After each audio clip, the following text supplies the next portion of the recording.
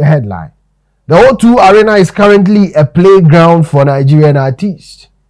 They feel it at ease. They feel the O2 Arena. O2 Arena is one buoyant, massive, space in the United Kingdom. The start of it all were, Nigerian artists pursuing their career on an international domain. Wizkid has done it, Burna Boy has done it, Davido has done it, Asake, a whole lot. We can mention a lot. All right, it's not a playground. All they need to do is to announce that we they come on, my people, we they can't do event at O2 Arena. The place will be full to capacity, and tickets will be sold out even before the day of the event.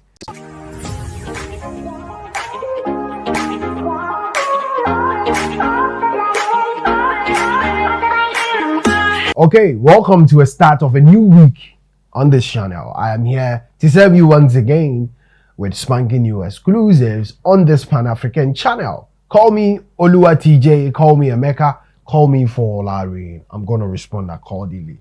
I have something to share with you once again on this channel like we've been doing all the time. And as usual, as soon as I'm done with the editorial, as soon as you have a fair share of what I'm sharing, you're entitled to your opinion, since this is a democratic dispensation of a channel. And I'm going to do so devoid of where I am from. I am an African and I'm staying fixated on facts and figures. All right. Now, the headline is going to help us to understand the narrative I want to push today. The headline: the O2 Arena is currently a playground for Nigerian artists. They feel it at ease. They feel the O2 Arena. O2 Arena is one buoyant, massive, space in the United Kingdom. The start of it all were, Nigerian artists pursuing their career on an international domain, and then Africans were looking back, observing whether they were going to be able to do it. I'm talking about years back. And by then, they had promoted and marketed their music and their culture into the foreign countries to the extent that they were everywhere. Now, we are going to stay fixated on the O2 Arena, but let's divert a bit and look at other arenas which has been mastered, filled to capacity by Nigerian artists, not only within the secular space, but in, the gospel space as well. If you check underneath the channel, I have shared that Nigerians or Nigerian gospel artists have also done the bidding of also making sure there is a business attachment to promoting the kingdom purpose. And I've said this, that you need money to even fathom and do the gospel work. Unlike in my country where ministry is, I don't want to talk about it. Let me stay focused on the editorial.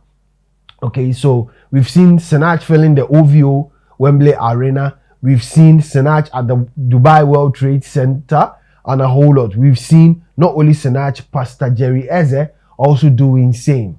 We've seen Nathaniel Bassey on that trajectory of greatness. And, we've seen it here. Now, let's switch to the main topic of the O2 Arena. Before I do that, we've seen Davido, Madison Square Accor Arena, massive in France, in US. Put Nigerians in every auditorium. It doesn't matter where. We've seen Burna Boy, all right? Burna Boy himself in Guyana, massive stadium filling it. Now let's come back to the O2 Arena thing. Nigerian artists are doing the O2 Arena like it's their playground, or it's a playground where children are playing. Nigerian artists are having an impactful, and successful events at the O2 Arena just because they've been able to push and market their songs well. All right. So all they need to do is to, alert and post out there that there is a date for the O2 Arena. Some are doing it within a month. Some are doing it under 2 months, just 2 months. All right. Unlike, I didn't want to sound to compare, but it is also needed, not to compare in a bad taste, but in a healthy one. We will push a narrative of O2 Indigo, start about 6 to 8 months to, just to making sure that it is drummed well in the ears of even Ghanaians alone, Ghanaians in the diaspora. All right. when Nigerian artists are filling bigger auditoriums. You see white people, you see Latinos, you see Americans, UK. So it is telling us that Nigerian music is not only loved by Nigerians in the diaspora, as Ghanaian industry players use as a means of the numbers game. Everybody on this channel knows that I have explained the numbers game, on several and countless occasions. That the numbers game is not only about the population of Nigeria. It is about them making sure their music is everywhere, as such as enabled Burna Boy to have 2 billion streams and more.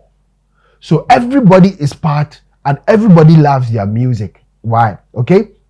So Jamaica has a lower population than Ghana, but the Jamaican artists are achieving successes in their country, and Ghanaian artists are copycatting the genre and they are calling it Afro dancehall.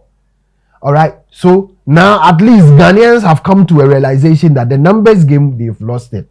So let's switch and come back to the O2 Arena. Asake has done it back to back. And the second one was even crazy. I found a fan of Asake singing his song back to back. All right. A lady mesmerized and emotional, about the Asake craft and the brand, singing Asake's song, word for word. You find white people. When you go in the auditorium of the O2 Arena, when Nigerian artists are filling it and are having events there, you find white people, all mixes and race of people there. When you check the O2 Indigo recently by Medical, the place was all about Ghanaians. All right, 99% Ghanaians in the diaspora.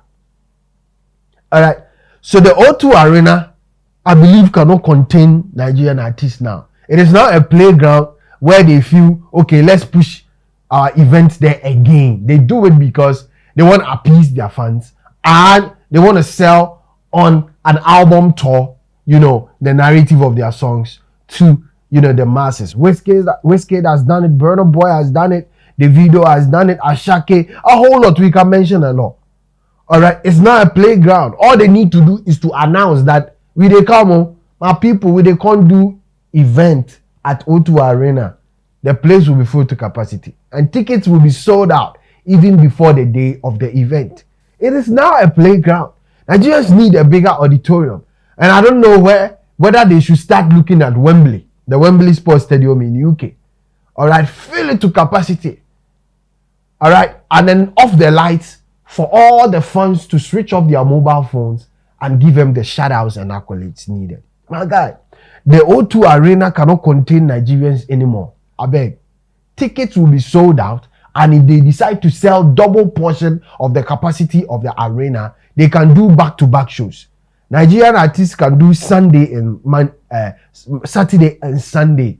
2 shows on a slot at the O2 Arena. It will be filled or be full to capacity to the extent that they can even do Monday.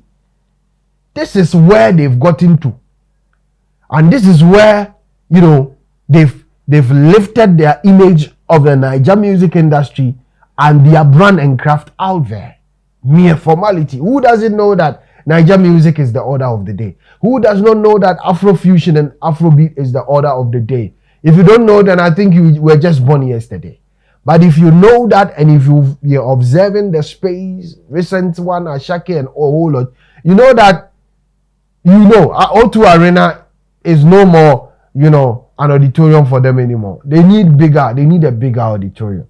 And none of them assembled the Avengers. Asake single-handedly did it. All right? And if they decide to even bring artists on board, then it becomes a haywire of an event. I am doing this because I should have touched on the Asake O2 Arena. I did so last year. Davido, Burna Boy, and all these international artists who I don't even want to refer to as Niger artists, international artists who are rubbing hands and shoulders with Americans out there. All right. But I decided to put it all together and have this topic that now O2 Arena is a playground.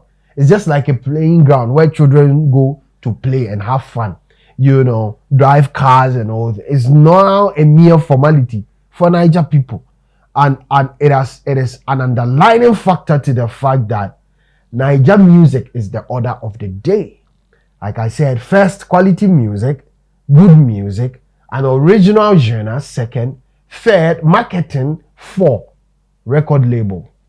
And the record label thing on the last bit, I always tell you, they don't go to be ordered around. They go to do the bidding.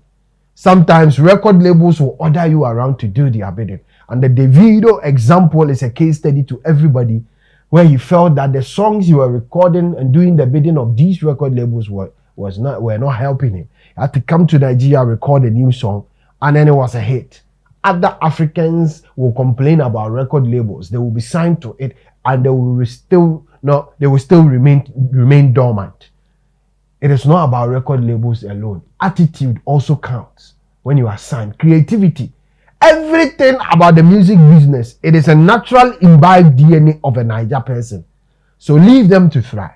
Enjoy the O2 Arena thing. Enjoy the successes of the O2 Arena. And like I said, some of us who do not have envy and will not close our eyes and use patriotism as the leeway to not talking about the fact and the truth, we will talk about it. And that is what I am here. I am here to congratulate Asake for his recent event back-to-back. You know, he did it and then he's done it again at the O2 Arena. All the Niger artists, you've made the O2 Arena a playground. And we are looking forward to see more of you at other bigger arenas because the O2 Arena cannot contain you. It is a Pan-African channel. I am your commander-in-chief. I am TJ. I am Emeka. Call me Olua TJ. I'll respond for Rain. I'll be coming your way this evening with one more exclusive. I salute you and peace out.